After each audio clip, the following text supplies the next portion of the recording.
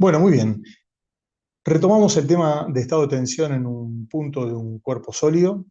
Eh, la última parte que nosotros vimos fue las tensiones principales, direcciones principales y planos principales. Y a partir de todo lo que hemos visto, de la definición y de la forma de hallarlo, vamos a partir de eso y vamos a continuar con los siguientes tópicos o puntos que tenemos acá detallados. Esos puntos son los siguientes: propiedades, el tensor de tensiones expresado en la terna principal, esto lo vamos a ver a partir de una de las propiedades las cuales veremos, invariantes en función de la terna principal, clasificación de los estados tensionales utilizando los invariantes, composición y descomposición de tensores, tensiones octaédricas y expresiones básicas para un estado plano. Eh, Estos puntos en general son medianamente cortos, pero son una serie de cuestiones que necesitamos ver para poder comprender todo lo que este tema, estado de tensión en un punto, conlleva. Así que vamos al primero, que son las propiedades. Básicamente son las propiedades de las tensiones principales y de las direcciones principales. Así que la primera propiedad de ellas es la siguiente. Las raíces de la ecuación característica de las tensiones principales o ecuación de Lagrange, que recordemos es una ecuación cúbica, son números reales. Esto conlleva el siguiente corolario. Al ser números reales, facilita los cálculos y las determinaciones en comparación de si ellas fueran números complejos. ¿Estamos de acuerdo? Entonces, las raíces de tal ecuación cúbica, son números reales y por lo tanto facilita mucho las determinaciones posteriores porque no van a ser números complejos. Si ustedes recuerdan la ecuación característica de las tensiones principales, existen dos coeficientes, el coeficiente I1 e I2, e I2 que multiplica a la variable cuadrática e I2 que multiplica a la variable lineal, y un término independiente. Bueno, estos dos coeficientes y este término independiente son invariantes. ¿Y qué significa esto? Que no dependen ni del tensor de tensiones ni de la terna de referencia elegida. Como consecuencia de esta propiedad, que es factible de demostrar, un estado de tensión podrá ser representado mediante cualquier terna de referencia y los coeficientes y el término independiente de la ecuación de Lagrange serán siempre los mismos. Finalmente, las tres tensiones correspondientes a direcciones correspondientes a las tensiones a cada una de las tres ortogonales. Esto implica que las direcciones principales podrán constituir una terna de referencia y obviamente el tensor de tensiones podrá ser expresado en dicha terna principal. ¿Estamos de acuerdo? Bueno, muy bien. En el caso de la propiedad número 2, lo que eso nos está queriendo decir es que, lo voy a escribir acá, es que I1 expresado en la terna X y Z va a ser igual a I1 si yo lo tengo expresado en la terna UW. Lo mismo pasa con I2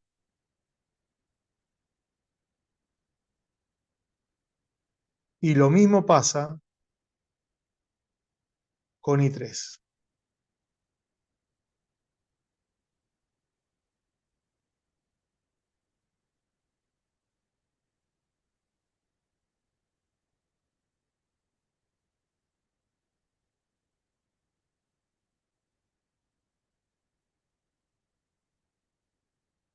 ¿Quedó claro?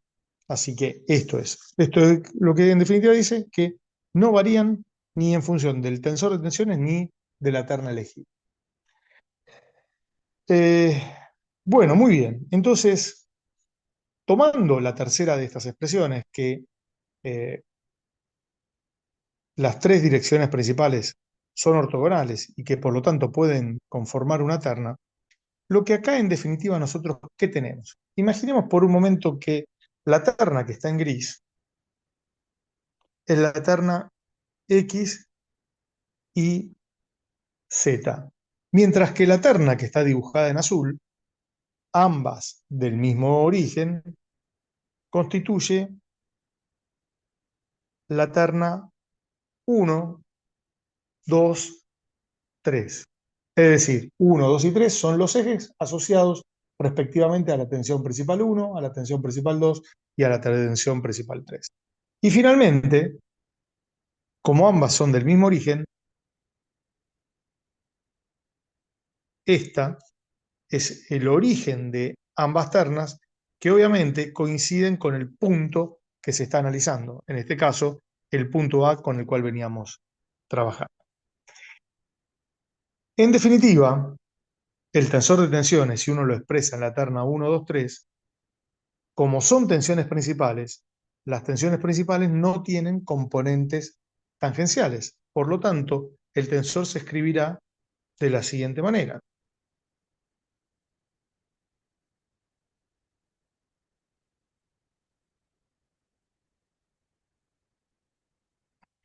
Sigma 1, 0, 0, 0, sigma 2, 0 y 0, 0, sigma 3. Así que esta es la forma de escribir el tensor de tensiones expresado en la terna principal.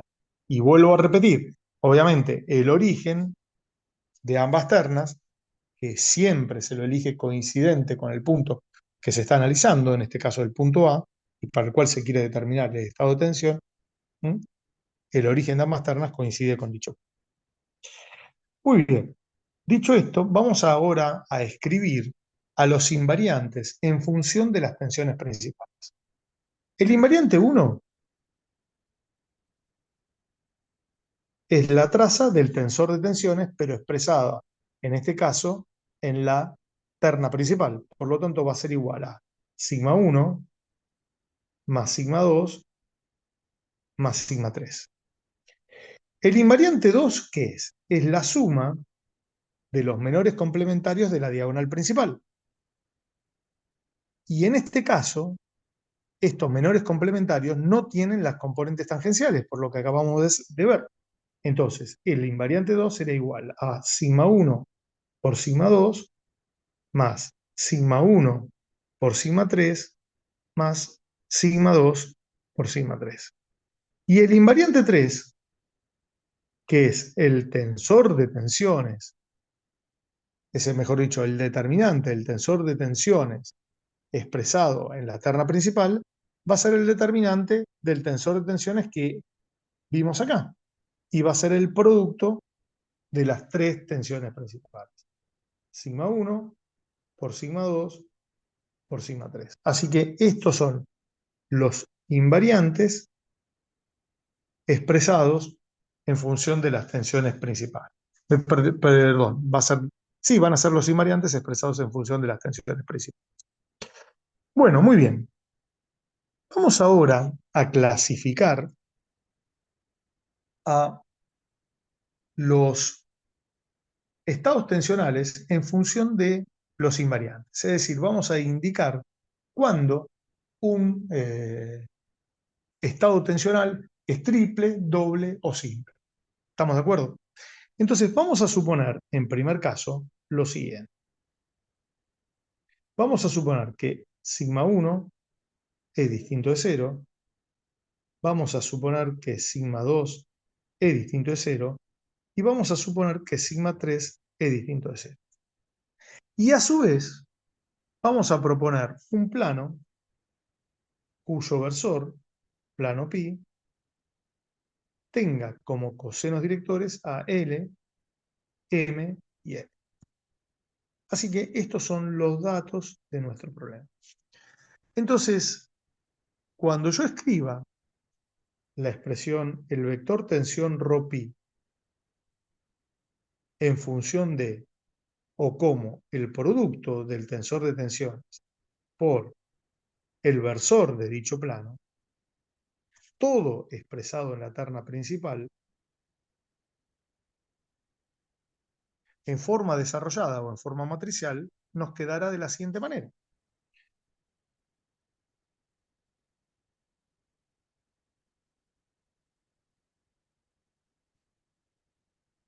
ρpi 1, ρpi 2 y ρpi 3. Este es el vector tensión asociado al plano pi y expresado en función de la terna principal. Ahora escribimos el tensor de tensiones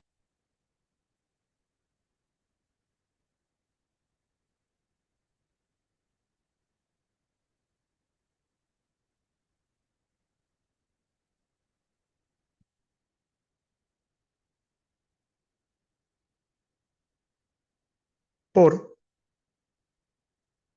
el versor de dicho plano, que en este caso va a ser, como siempre, L, M y N.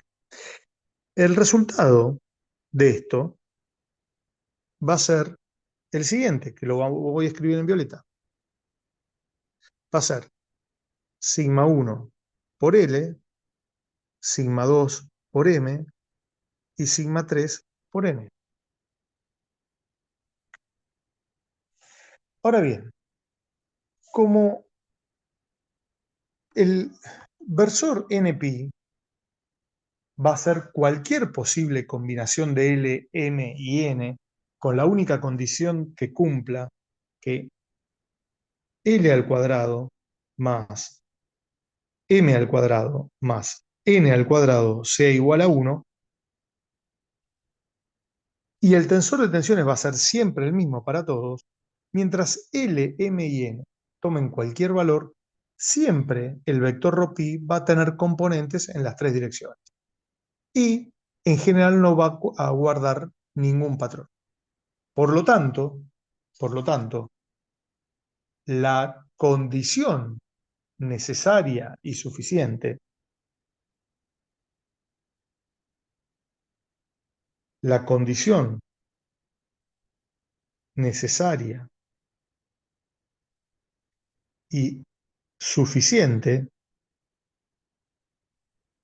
para un estado triple de tensiones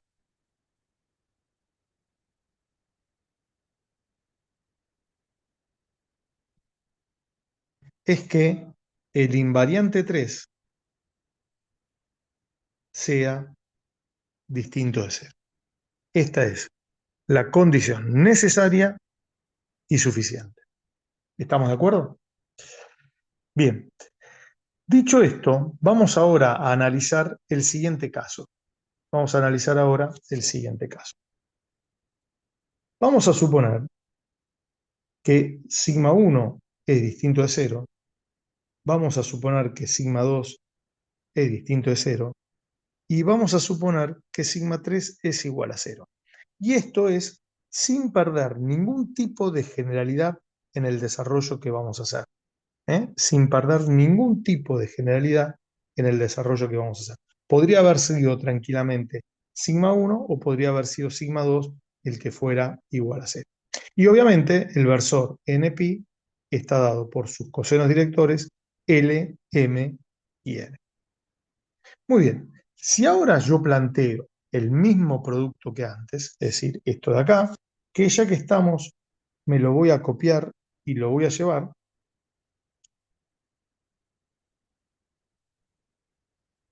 para pegarlo ahí. ¿Mm? Ahí está. Y si ahora yo desarrollo esto, me voy a encontrar con lo siguiente. Voy a hacer a copiar esto mismo con una única salvedad, que ahora van a ver.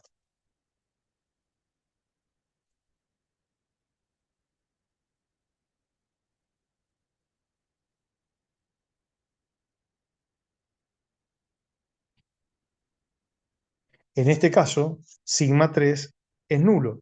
Por lo tanto, si sigma 3 es nulo, esto va a ser 0. Y si sigma 3 es nulo, cuando realice el producto, sigma 3 por n, que era lo que tenía antes, también va a ser igual a 0. Ahora, fíjense lo siguiente. Este, que es el versor ρ pi, va a tener componentes siempre sigma 1 por L, por el versor 1, más sigma 2 por M por el versor 2, más 0 por el versor 3. Es decir, va a tener una componente, nunca va a tener una componente en la dirección 3. Es decir, siempre va a tener componentes en la dirección 1 y 2 y por lo tanto siempre todos los vectores tensión, independientemente del versor que yo elija, caracterizado por L, M y N, va a estar contenido en el plano 1 o 2, o va por lo menos ser paralelo a los planos 1 y 2. Entonces, esto siempre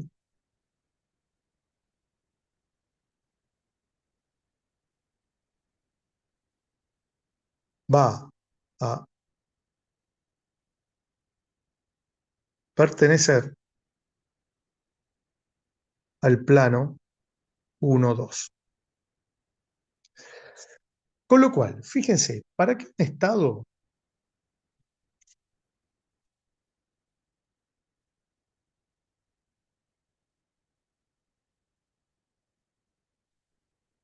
un estado de tensión sea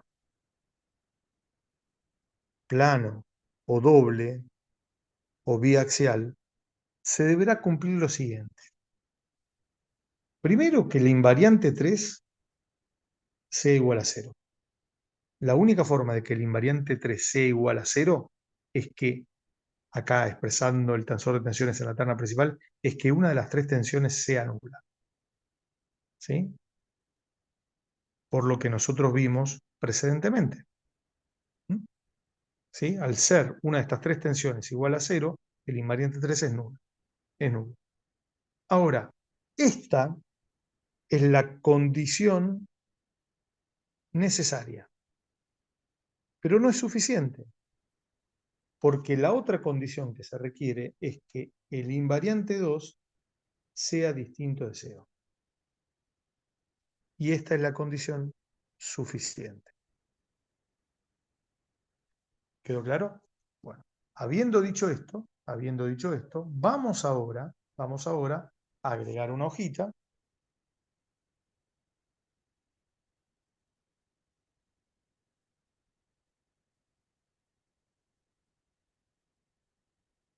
Vamos a agregar una hojita y vamos a repetir prácticamente todo esto. No, esto lo vamos a borrar. Vamos a copiar esto. Me lo voy a llevar.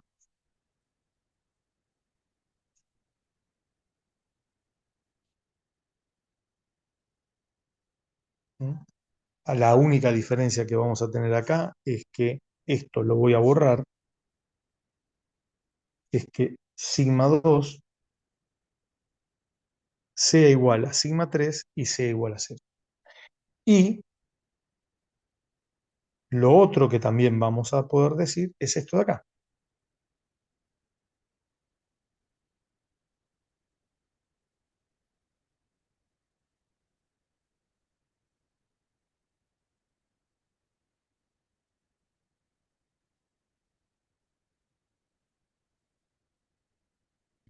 Ahora, como sigma 2 y sigma 3 es igual a 0, y esto tampoco sin perder ningún tipo de generalidad, porque podría haberse dado el caso que sigma 1 y sigma 3 fueran iguales a 0, en realidad eso no podría ser porque sigma 1 y sigma 3 si son iguales a 0, sigma 2 sería igual a 0 por la condición o la pauta que establecimos de que las tensiones principales se ordenan de mayor a menor. Entonces, si hay dos valores nulos, existen dos posibilidades. O que sigma 1 sea distinto de 0, en ese caso sigma 1 es mayor a 0, o que sigma 3 sea distinto de 0 y en ese caso sigma 3 es menor a 0. Entonces, habiendo dicho esto, ahora tenemos que sigma 2 y sigma 3 es igual a 0, esto lo vamos a anular y esto también, y por lo tanto me quedará acá 0 y acá también me quedará 0. Con lo cual, fíjense que todo el vector tensión ρ lo voy a poder escribir con sigma 1 por L por el versor 1 más 0 por 2 más 0 por 3 como componente en la dirección 3. Con lo cual, ¿qué es lo que acá se concluye? Se concluye que todo, si el tensor de tensiones está expresado como está expresado, ¿eh? Todo vector tensión asociado a cualquier plano pasante por dicho punto solamente va a tener componentes en una determinada dirección. Solo tiene componente en la dirección 1. ¿Estamos de acuerdo? Entonces, ¿esto qué es, en definitiva? ¿Esto qué es? Esto es un estado simple, lineal o uniaxial. Conclusión. Para que un estado de tensión sea lineal, simple o uniaxial,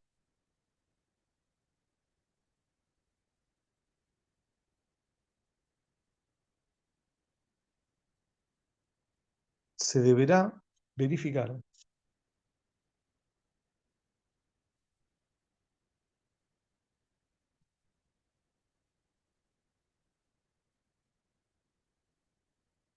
o cumplir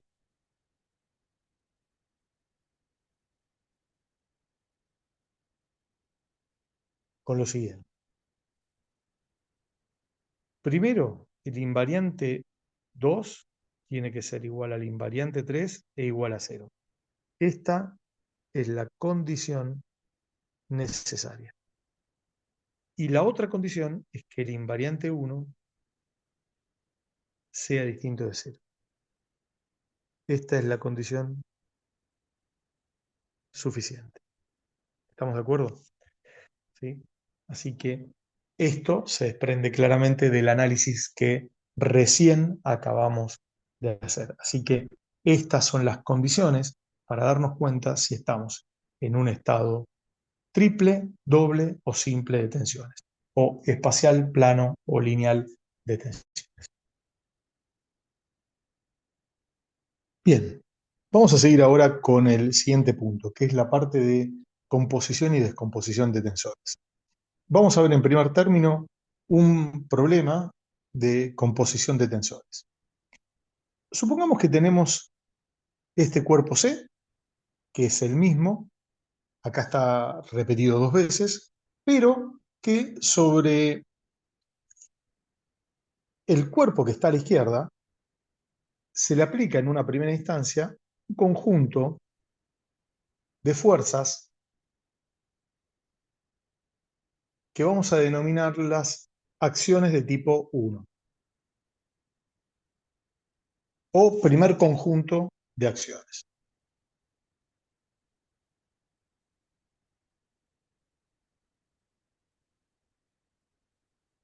A este conjunto de fuerzas la vamos a denominar acciones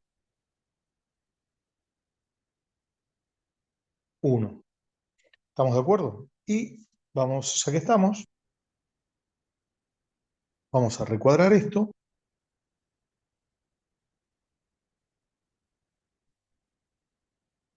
Bien.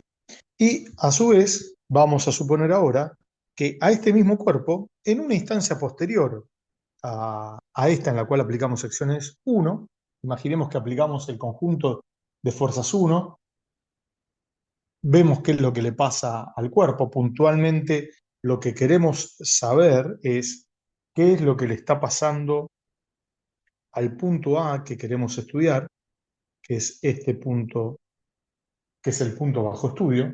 ¿Mm? Ese es el punto A. Y vamos ahora a retirar ese conjunto de acciones de tipo 1 y vamos a aplicar un segundo conjunto de acciones que es el que vamos a mostrar a continuación. Imaginemos por un momento que actúan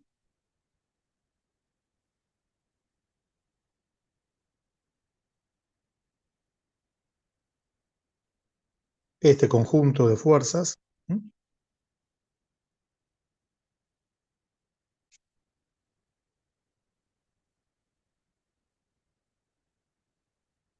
Vamos a borrarlo y volverlo a escribir.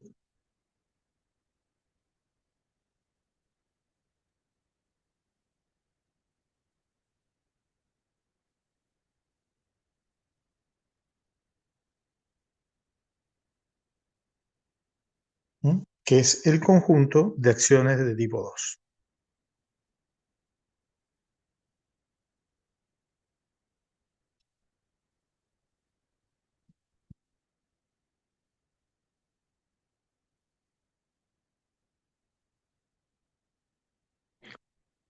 Y de vuelta tenemos el mismo punto A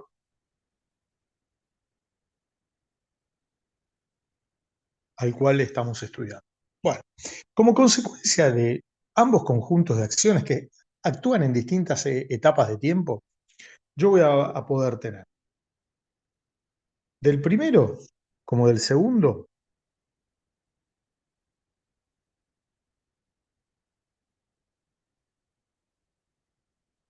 para ese punto A, que es el que estoy estudiando, voy a tener el estado de tensión 1 actuante en el punto A. Y acá voy a tener el estado de tensiones 2 actuante en ese punto A. Cada uno, obviamente, originados por cada uno de los tipos de acciones o de los conjuntos de acciones. Ahora,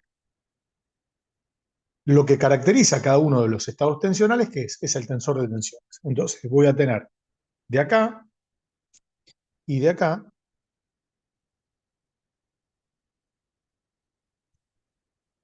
el tensor de tensiones, que lo voy a llamar tensiones de tensiones 1, actuante en el punto A, que caracteriza obviamente al estado de tensión 1, y lo voy a expresar en una terna, en este caso en la terna X y Z.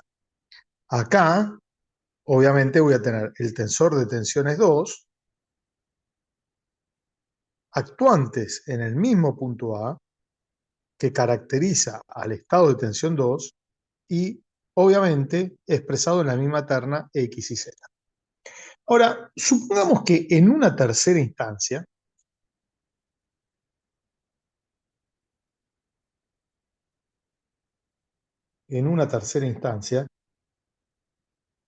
aplicamos todo junto, es decir, aplicamos el conjunto de acciones 1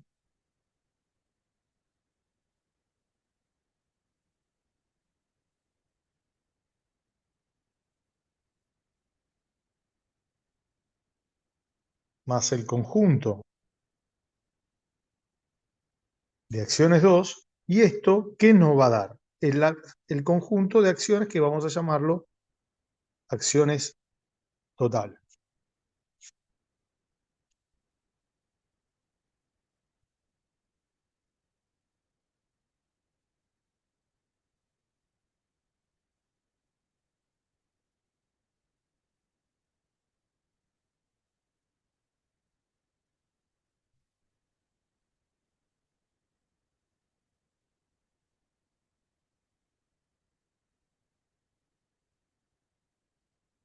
Este conjunto de acciones totales va a ser la suma del conjunto de acciones de tipo 1 y de tipo 2.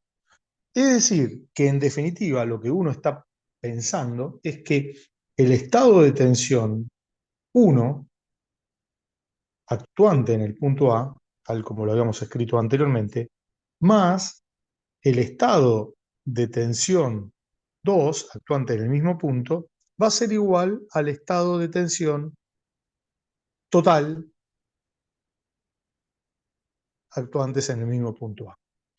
Y como lo que caracteriza cada estado de tensiones es el tensor de tensiones, en definitiva lo que yo voy a estar sumando va a ser el tensor de tensiones 1, actuantes en el punto A que caracteriza al estado tensional 1 y expresado en la terna X y Z, más el tensor de tensiones 2, actuantes en el mismo punto A que caracteriza al estado tensional 2, expresado en la misma terna, y esto va a ser igual al tensor de tensión total, actuante en el punto A y actuante en el X y Z. ¿Sí? Es decir, que en definitiva lo que estoy haciendo es la suma del efecto que provocan dos estados tensionales es lo mismo que si aplicara ambos estados tensionales en forma conjunta. Y eso nos da el tensor de tensiones. En definitiva, lo que voy a terminar haciendo es sumando dos matrices de 3 por 3, que en definitiva son dos tensores de tensiones eh, sumados respectivamente componente a componente. ¿Bien? Bueno, este es un problema entonces, como dijimos, de composición de tensiones. Vamos a ver ahora un problema de descomposición de tensores. Vamos a ver dos problemas de descomposición de tensores y el primero que vamos a ver es el siguiente. Este entonces, el segundo, es un problema de descomposición,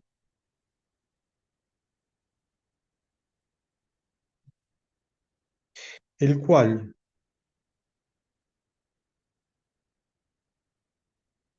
voy a tener un tensor o matriz A que va a ser igual a la suma de una matriz simétrica tomada a partir de A más una matriz antisimétrica, obviamente determinada a partir de A. Este, entonces, va a ser el tensor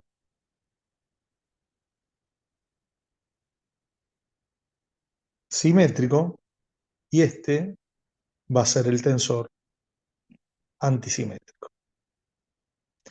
Ahora, ¿cómo voy a descomponer a este tensor A en estos dos tensores? Bueno, van a ser de la siguiente manera. Primero voy a escribir al tensor A. El tensor A va a tener sus 6 componentes: A11, A12, A13, A21, A22 y A23, y finalmente la tercera fila, A31, A32 y A33.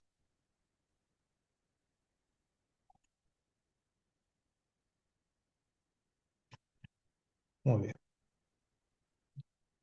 Esto lo voy a descomponer en uno simétrico y otro antisimétrico. El tensor simétrico va a quedar de la siguiente manera. Va a ser igual a 1, 1, un medio de A1, perdón,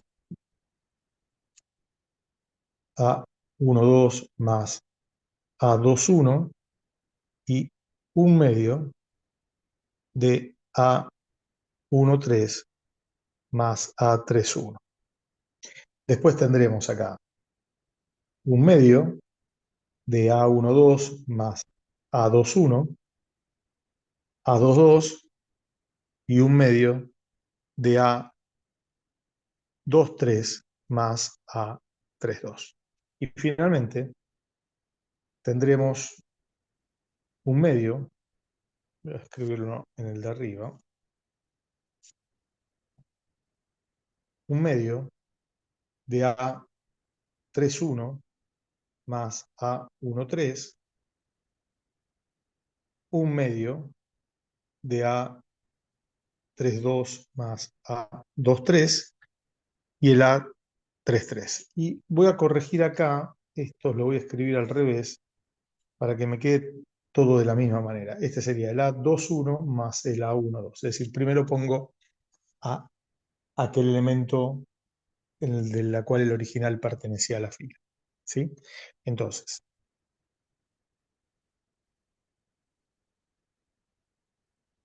voy a separar un poquito, si me permiten. Voy a hacer esto. Acá voy a hacer esto. Ahora lo voy a correr un poquito esto. ¿Mm? Simplemente por una cuestión de una prolijidad. Me quedo muy ahí. Ahí estamos. ¿Mm? Entonces, este va a ser igual a esto, más. Y ahora sí vamos a escribir al tensor antisimétrico. El tensor antisimétrico va a ser el siguiente. En la diagonal principal son todos nulos, 0. Acá voy a tener un medio de A12 menos A21. Acá tendré un medio de A13 menos A31. Acá tendré un medio de A21 menos A12, 0. Acá tendré un medio de A23 menos A32. Acá tendré un medio de A31 menos A13. Y acá tendré un medio de A32 menos A23 y 0. Es decir, que en definitiva,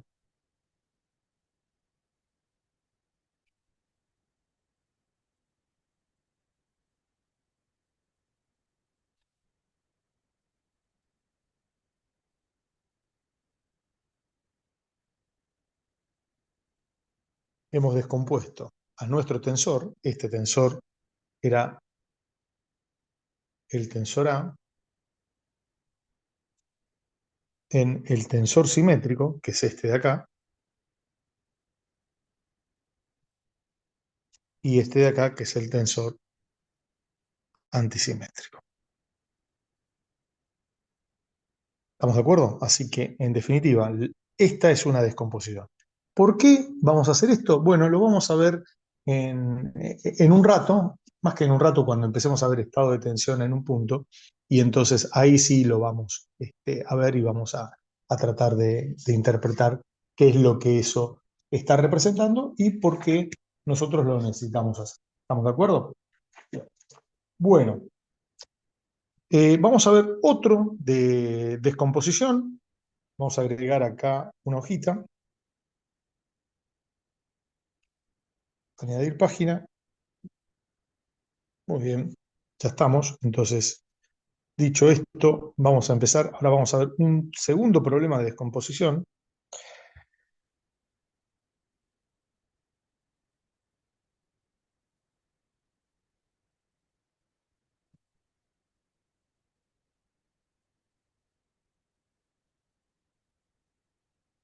Este segundo problema de descomposición me va a descomponer de vuelta a cualquier tensor, ¿eh? De la siguiente manera. Lo va a descomponer. Un tensor A lo va a descomponer en la suma de un tensor que vamos a llamar tensor esférico más la suma de otro tensor que lo vamos a llamar tensor desviador. Este es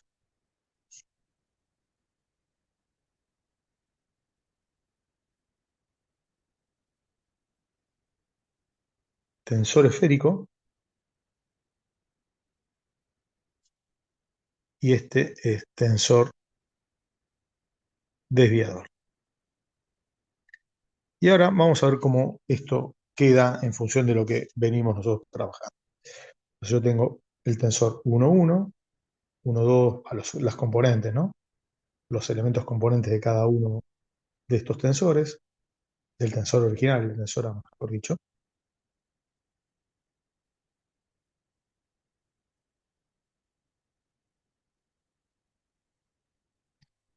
Y esto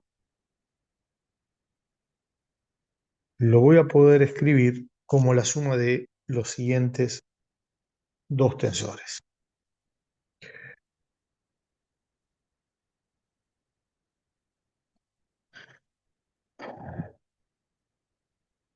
Sigma 0, 0, 0, 0, perdón, lo voy a escribir así.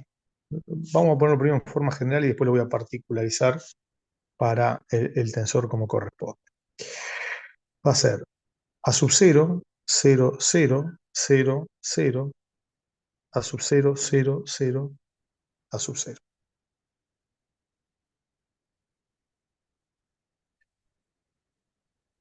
Más, y ahora vamos a escribir el otro. Este será A1 menos A sub 0, A sub 1, 2, A sub 1, 3, A sub 2, 1, A sub 3, 1, A2, 2 menos A sub 0, A2, 3, A3, 3 y A3, 2, perdón, y A3, 3 menos A sub 0. Así que esto son los dos tensores en los cuales estamos dividiendo esto.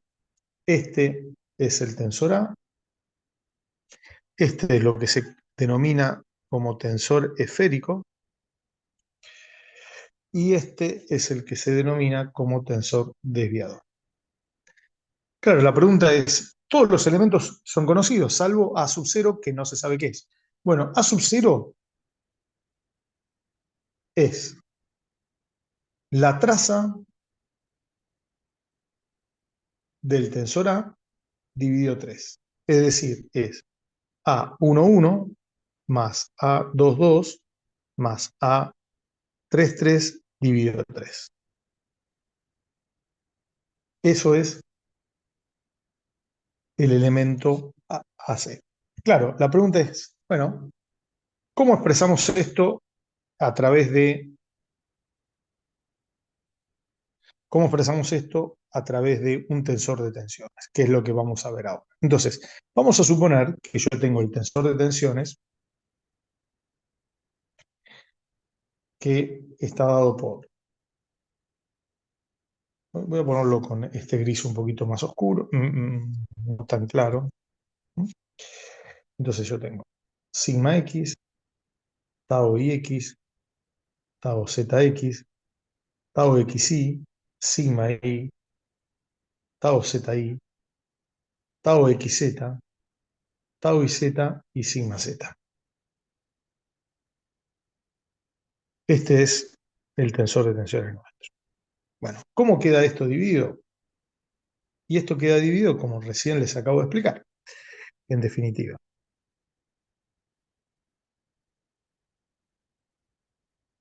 Sigma 0, 0, 0, 0, sigma 0, 0, 0, 0, sigma 0.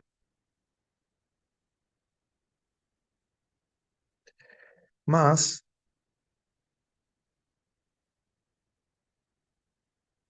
el último tensor, el tensor desviador, que va a ser igual a sigma x menos sigma 0, tau xy y tau xz, tau ix, sigma y menos sigma 0, tau iz, tau zx, tau zi y sigma z menos sigma 0. En donde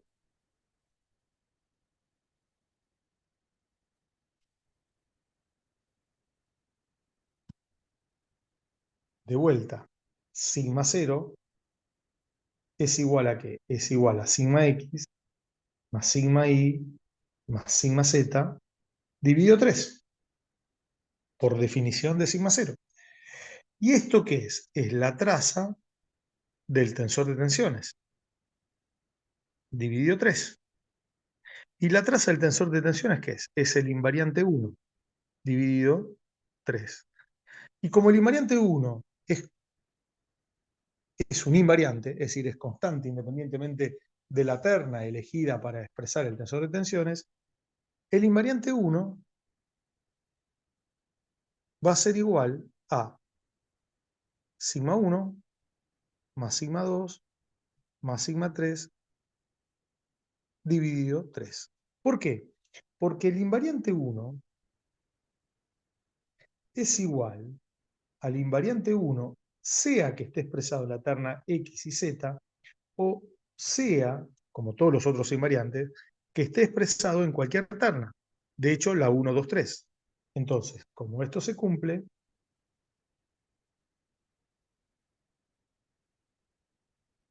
es esto de acá. ¿Estamos de acuerdo? Y si uno quisiera poner acá un ejemplo de todo esto, para por lo menos tratar de interpretar un poquito qué es lo que representa el tensor esférico, esta sería la pregunta, ¿no? La pregunta sería, ¿qué representa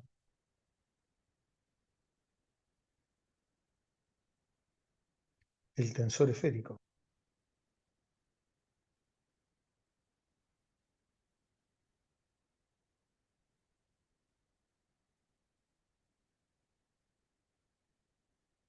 Esta es la pregunta fundamental, ¿qué es lo que está representando el tensor esférico?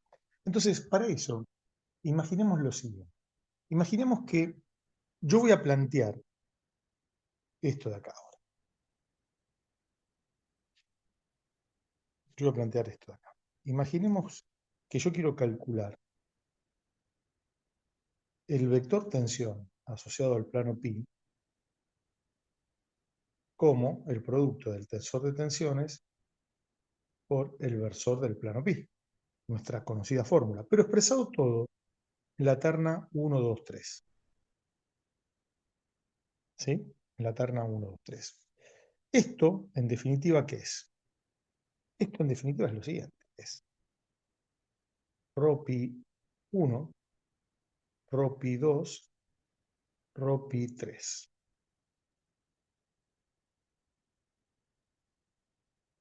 ¿Y esto a qué es igual? Es igual a sigma 1, 0, 0, 0, 0, sigma 2, 0, 0, sigma 3. ¿Mm? Por los cosenos directores del versor pi. Y esto a su vez, ¿a qué es igual? Es igual a lo siguiente. Sigma 1 por L, sigma 2 por M, sigma 3 por N. Muy bien. Vamos a agregar una hojita más. Ahí está. Bien. Entonces, esto en definitiva, si yo quiero calcular ahora al módulo de ρ pi,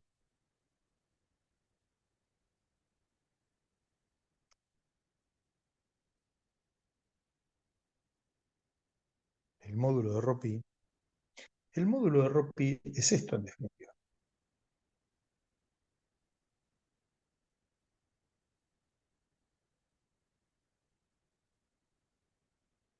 Es igual a qué? A sigma 1 por L todo elevado al cuadrado, más sigma 2 por M todo elevado al cuadrado, más sigma 3 por N todo elevado al cuadrado, y todo esto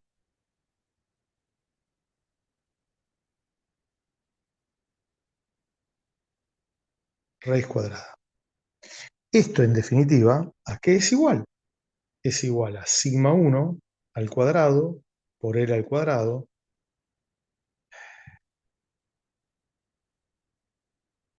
Perdón, acá hemos tenido un error, ¿no? Yo estoy hablando acá ahora del tensor esférico, entonces Esto sería el tensor esférico y acá tengo que introducir una corrección, ¿no? Está, estaba mal, si no. Esto es sigma cero, sigma cero, sigma cero. Y esto de acá es en realidad sigma cero y sigma cero. Con lo cual acá pasaría lo mismo. Eso está, eso está. Ahora me queda acá corregir. Ahora sí.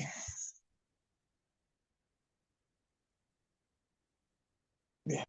Bueno, sigma cero, sigma cero, sigma cero. Entonces todo esto, ¿qué me queda? Me queda sigma cero al cuadrado por L al cuadrado más sigma cero al cuadrado por m al cuadrado más sigma cero al cuadrado por n al cuadrado. Todo esto, raíz cuadrada. ¿Sí? Y de acá yo puedo sacar factor común sigma cero al cuadrado. Entonces me queda sigma cero al cuadrado por L al cuadrado más m al cuadrado más n al cuadrado. Y esto la raíz cuadrada. Pero uno tiene que tener en cuenta que la suma de los cuadrados de los cosenos es igual a 1. Por lo tanto, en definitiva, el vector tensión, el módulo del vector tensión, obviamente, el propio vector tensión, asociado a cualquier plano, siempre nos va a dar sigma cero. O sea que para los infinitos planos, el módulo del vector tensión vale siempre sigma cero. Es decir que yo podría hacer lo siguiente, vamos a hacerlo de esta manera. Yo podría hacer lo siguiente, yo podría decir, bueno,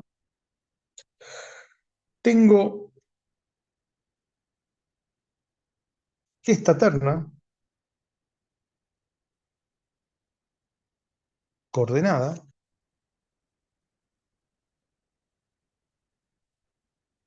¿no?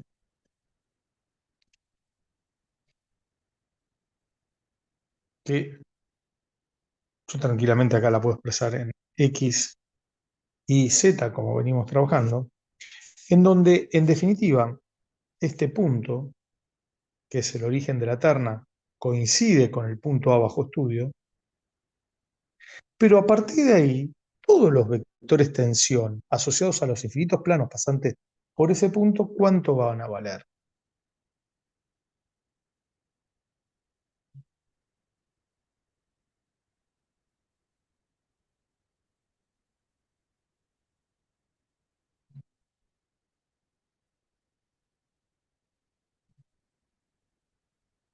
Van a valer siempre sigma cero. ¿Estamos de acuerdo? Ahora, sigma cero podrá ser mayor a cero o sigma cero podrá ser menor a cero. En el caso de que sigma cero sea mayor a cero, se dice que se tiene un estado de tensión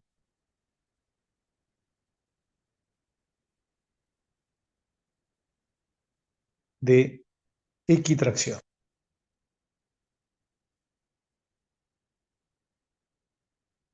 Mientras que si sigma cero es menor a cero, vamos a decir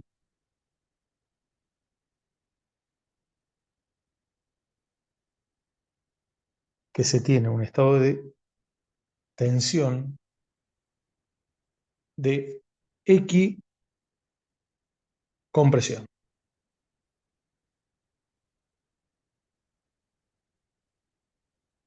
¿Sí? En definitiva es eso. Bien. Ahora, claro, la pregunta es, ¿algún ejemplo de esto tendremos? ¿Tendremos algún ejemplo de esto? Bueno, vamos a ver si encontramos algún ejemplo de esto que nos pueda ser útil para poder estudiar lo que nosotros realmente necesitamos, ¿no? Entonces, ese ejemplo será el siguiente. Imaginemos por un momento que tengamos un recipiente lleno de un líquido determinado.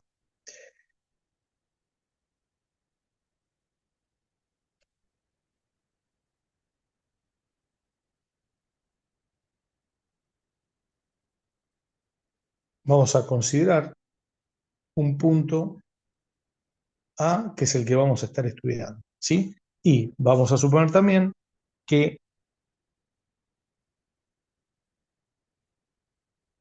el líquido ocupa este nivel.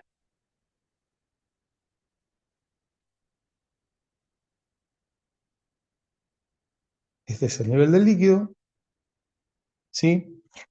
La presión hidrostática a la cual se ubica ese punto A, vamos a borrarlo, vamos a ponerlo con el otro color. Vamos a hacerlo con esta. Ahí está.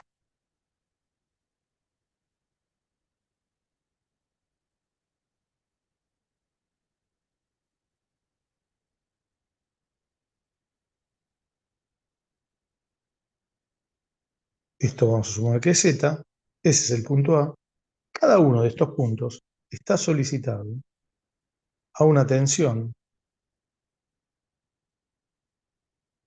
de cada punto a una tensión de compresión actuante en las infinitas direcciones que pasen por este punto. De hecho, de hecho, este, como ustedes saben, en este punto que voy a llamar punto A, la tensión en el punto A es igual a gamma del líquido por Z, por la presión, es decir, es lo que se conoce como presión hidrostática. Y esto, en definitiva, es una tensión sigma cero, porque en todas las direcciones pasa exactamente lo mismo que sucede con el tensor de tensiones esférico. ¿Estamos de acuerdo? Eh, el tensor de tensiones esférico, esto vamos ahora a escribirlo,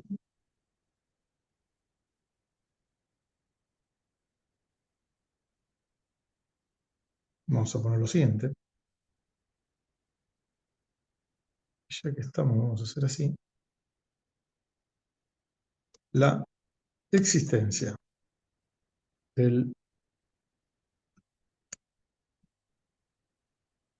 tensor esférico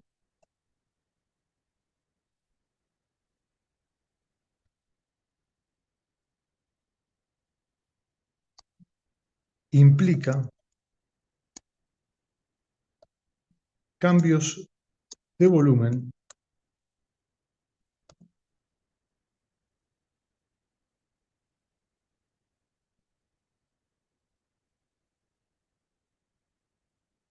en el punto analizado.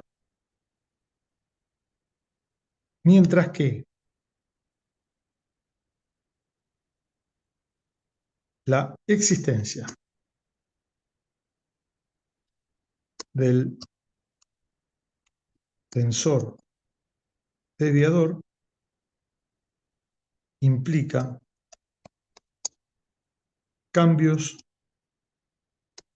de forma, comúnmente se las llaman distorsiones,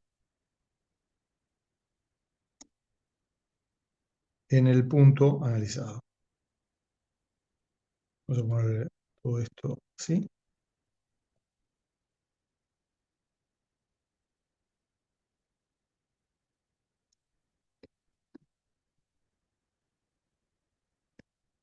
Espero que haya quedado claro.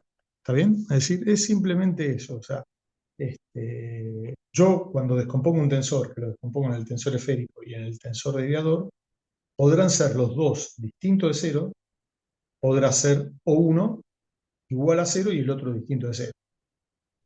O sea, para pasarlo un poquito en limpio, ¿no? Es decir, las posibilidades en definitiva serían las siguientes, ¿no? O sea, a ver,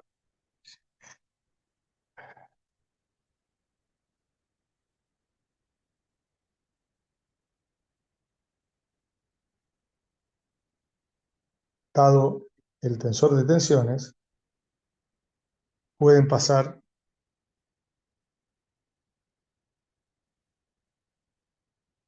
los siguientes casos.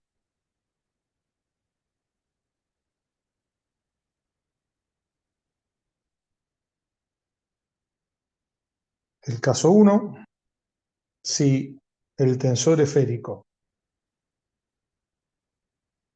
es distinto de cero y el tensor desviador es igual a cero, vamos a tener solo cambios de volumen. Mientras que si el tensor desviador es distinto de cero y el tensor esférico es igual a cero, solo vamos a tener cambios de forma.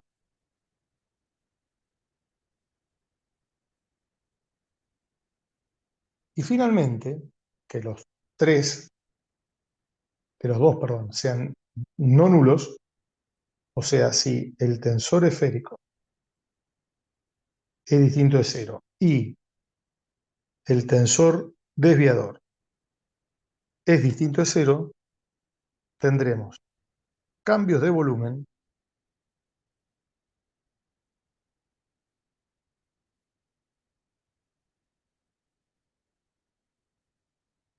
y cambios de forma. ¿Quedó claro? ¿Mm? Así que esto es las tres posibilidades que pueden presentarse, los tres casos. Muy bien.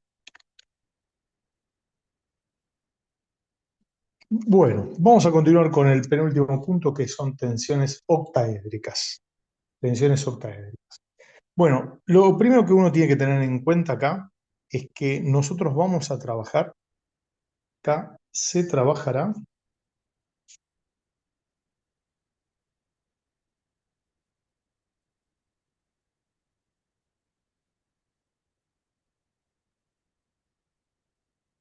con las tensiones principales, obviamente con el tensor de tensiones y las direcciones principales.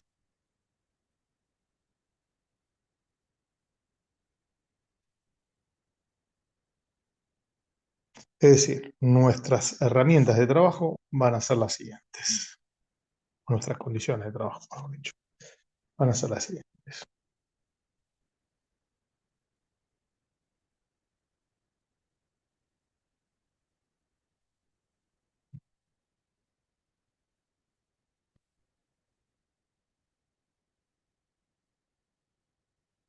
El origen de la terna coincide con el punto A. Este es el eje 1, eje 2 y eje 3. Y el tensor de tensiones está dado por sigma 1, 0, 0, 0, sigma 2, 0, 0, 0, sigma 3.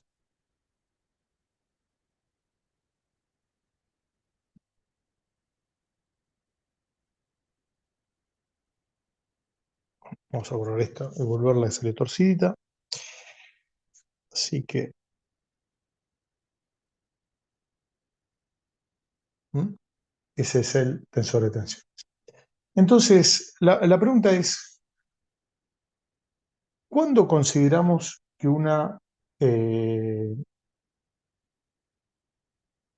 tensión es octaédrica? Entonces vamos a definir de la siguiente manera. Perdón, vamos a definirlo esto de la siguiente manera.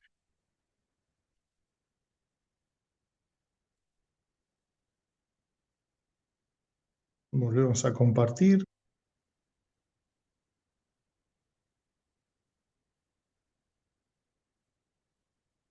No, esto no, acá, ahora sí.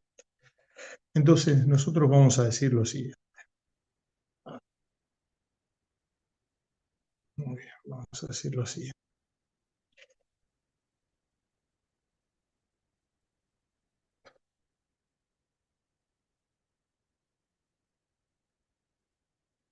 ya es una definición, así que vamos a hacer lo siguiente. Vamos a borrar todo. Vamos a poner definición.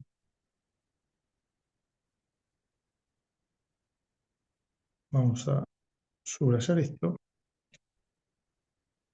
Vamos a poner ahí, vamos a sacar eso y diremos. Se dirá que una tensión o vector tensión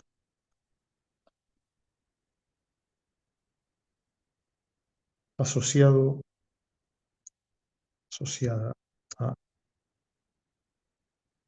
un plano determinado es una tensión octaédrica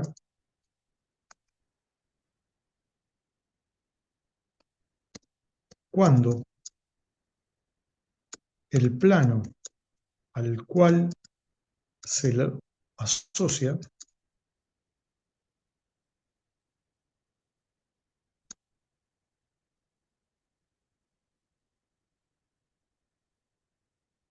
forma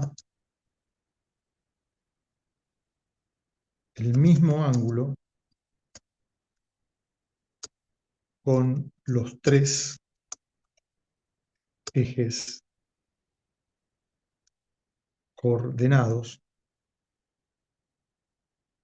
que en este, vamos a poner directamente con los ejes principales, así no cabe más duda, con los tres ejes principales. Esta es la definición de tensión octaédrica. Es decir, si yo tengo un plano cuyo versor normal forma los mismos ángulos con los tres ejes principales, vamos a decir que la tensión que está asociada a ese plano es una tensión octaédrica. Por lo tanto, pasando esto ahora un poquito en limpio, ¿sí? Pasando esto un poquito en limpio, nosotros vamos a tener acá que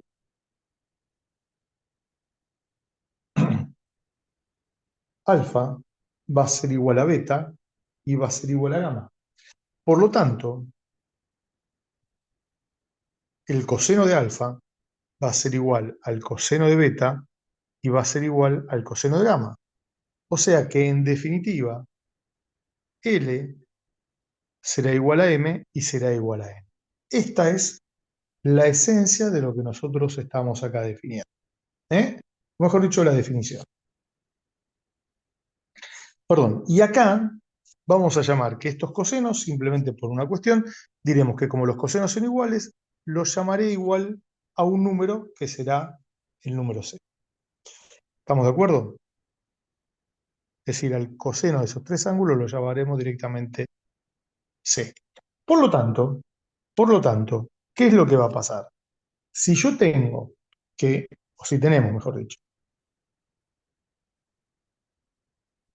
que L al cuadrado más M al cuadrado más N al cuadrado es igual a 1, también nosotros diremos que C al cuadrado más C al cuadrado más C al cuadrado es igual a 1. O sea que en definitiva, 3C al cuadrado es igual a 1. En definitiva, C será igual a ¿qué? A un tercio raíz cuadrada. Es decir, que C será igual a raíz de 3 sobre 3.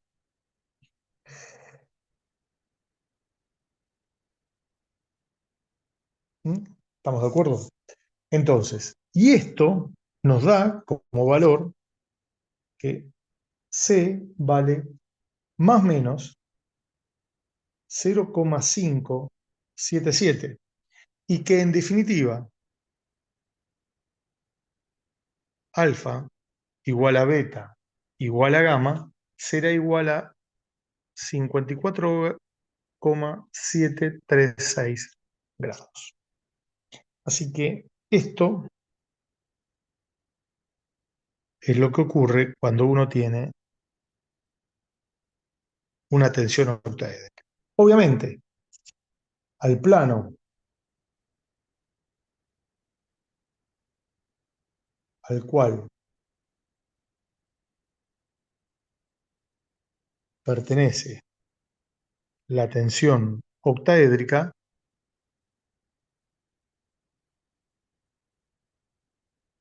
se lo denomina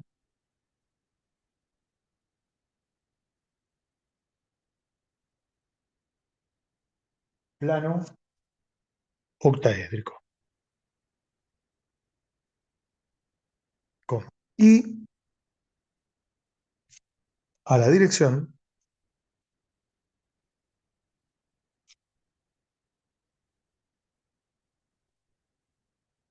y a la dirección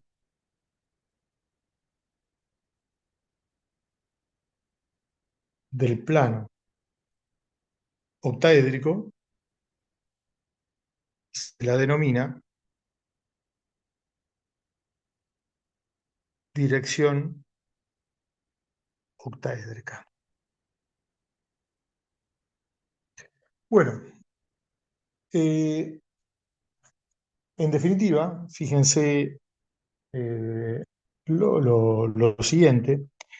Si yo quiero calcular el vector tensión octaédrico, esto será algo como lo que vamos a ver ahora a continuación.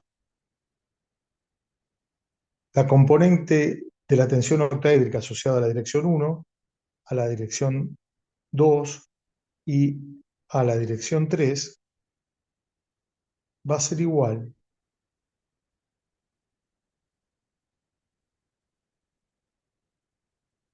al producto del tensor de tensiones expresado en la terna principal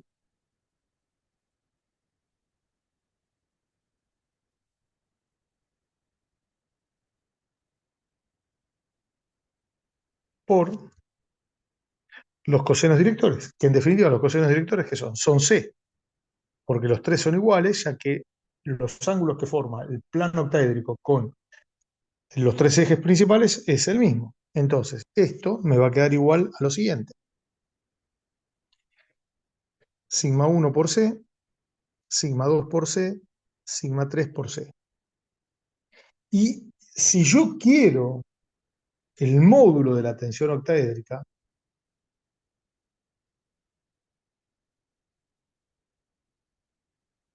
esto va a ser igual a sigma 1 por C al cuadrado más sigma 2 por C al cuadrado más sigma 3 por C al cuadrado. Todo esto raíz cuadrada. Bueno, muy bien.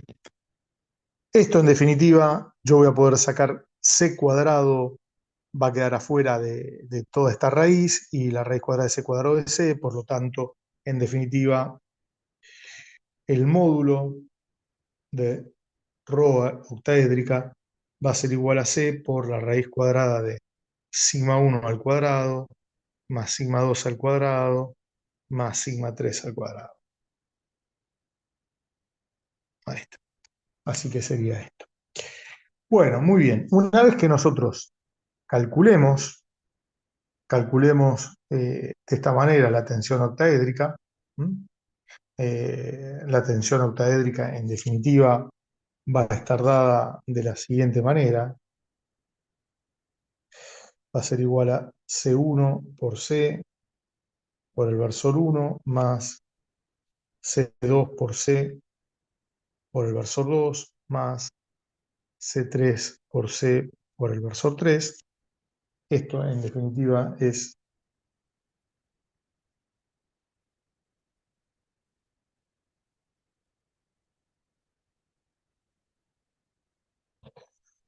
la componente. ¿Y esto cómo lo hemos obtenido? Lo hemos obtenido simplemente como venimos haciendo todo, a través del producto del tensor de tensiones por el versor del plano o de la dirección octaédrica. Bueno, a partir de acá lo que nos queda es poder después determinar la tensión normal octaédrica y la tensión tangencial octaédrica. con las expresiones que ya hemos visto y conocemos suficientemente. Bueno, teniendo esto, vamos a agregar ahora una paginita más a esto de acá. Y entonces lo que sí nos queda decir, bueno, la pregunta ahora es, ¿cuántos planos octaédricos hay? Entonces la pregunta acá que a nosotros nos interesa es, ¿cuántos planos octaédricos se tienen?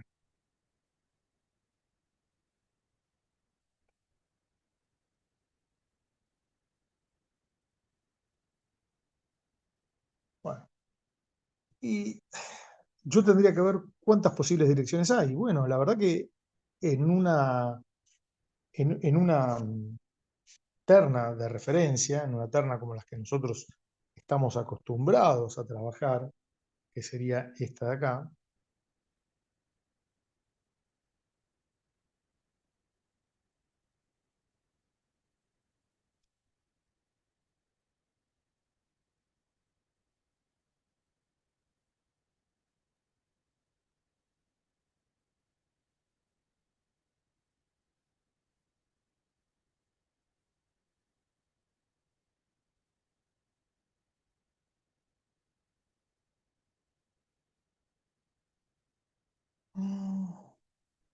esto me parece que vamos a corregir un poco la orientación.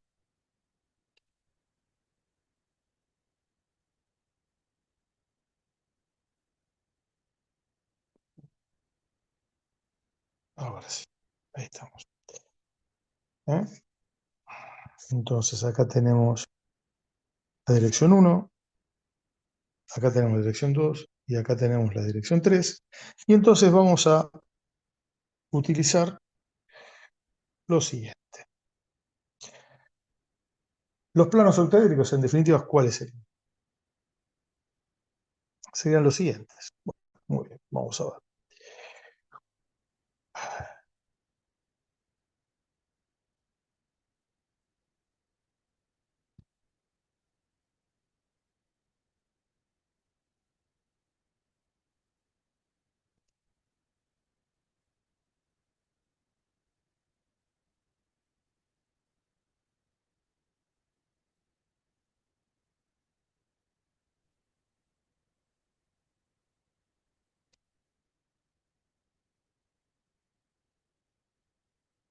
Vamos a poner esta y volverlas a escribir.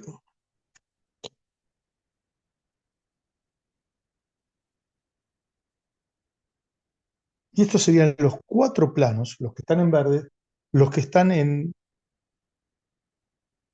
la parte superior de estos, en la parte superior, es decir, con el 2 positivo, ¿no? Entonces después tendría esto de acá,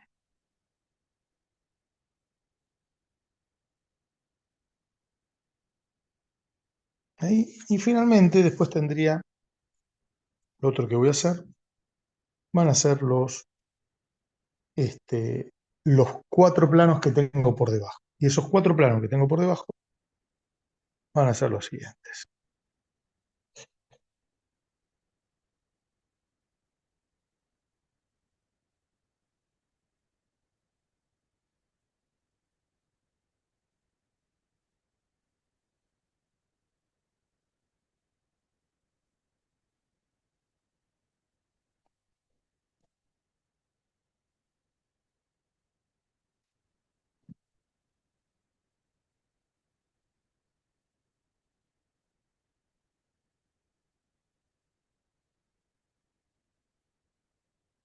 Está un poquito torcido, vamos a corregir un poco esto.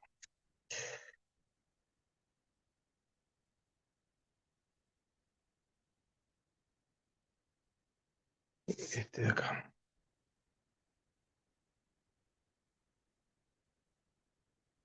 Ahí está. Entonces, fíjense, los planos verdes, esto lo vamos a poner acá,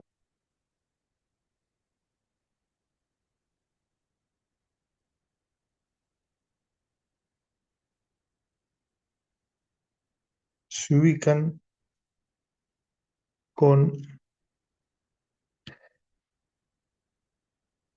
coordenadas del eje 2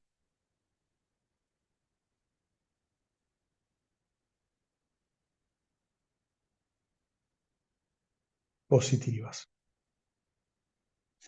Mientras que los planos marrones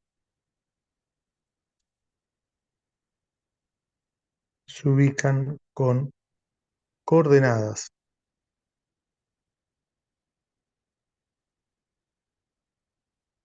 del eje 2 negativas. En total,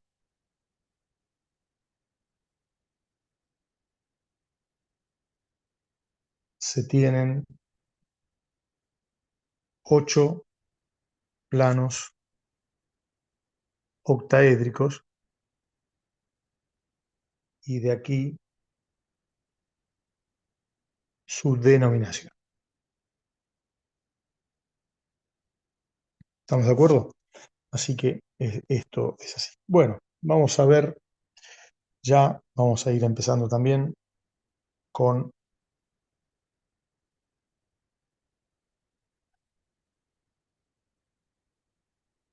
con las expresiones básicas para un estado plano, ¿eh?